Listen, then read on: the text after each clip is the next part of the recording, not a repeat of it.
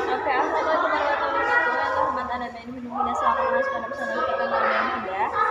Ada nama pengurus, ada jajaran juga teman-teman yang selalu belajar dan tidak pada kumpulan dan semoga sehat-sehat dulu yaitu mereka. Nah, jadi di sini saya Nafsana Aulia dari kelas 12 yang awal dan di sini saya akan mempresentasikan materi bab yang ke-15. Nah, dari sini aku bakal jelasin tentang sudut tilawah. Nah, jadi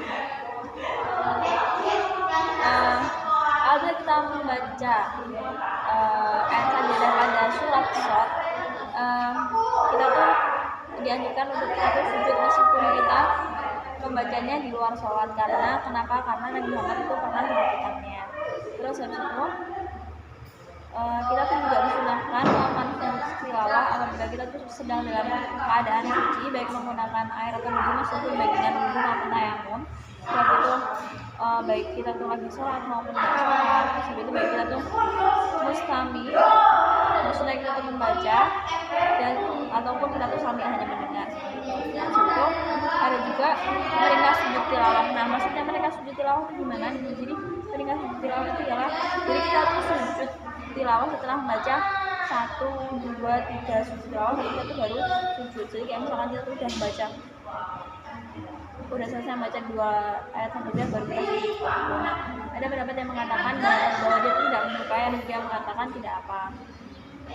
Terus itu sujud tilawah apabila kita sholat sendiri. Apabila kita sholat sendiri, hendaknya kita tuh tetap sujud tilawah.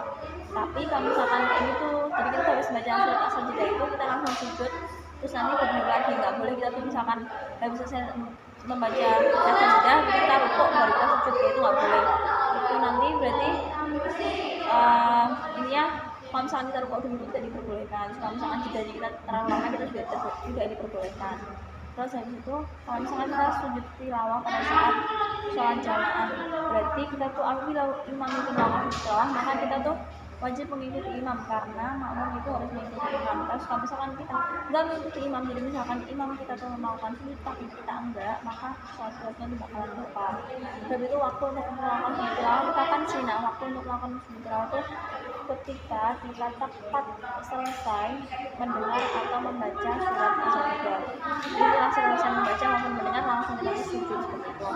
Nah, seperti itu bila kita membaca lebih dari surat as-sajdah itu gimana? Apabila kita membaca lebih dari 1 ayat sajdah, maka hendaknya kita tuh sujud setelah setiap selesai membaca 1 ayat sajdah, hendaknya itu jadi per ayatnya kita tuh sujud seperti itu. Nah, seperti itu gimana kalau misalkan kita membaca ayat sajdah tapi tanpa menggunakan bahasa Arab, contohnya misalnya kayak kita pakai artinya seperti itu bahasa Indonesianya, maka itu ada yang mengatakan bahwa kita tidak perlu sujud. Terus habis itu kalau misalnya kita membaca ayat sajdah waktu di kendaraan gimana? Kalau misalnya kita membaca ayat sajdah waktu di kendaraan, ada yang mengatakan dengan isyarat badan, ada juga yang mengatakan tidak perlu melakukannya.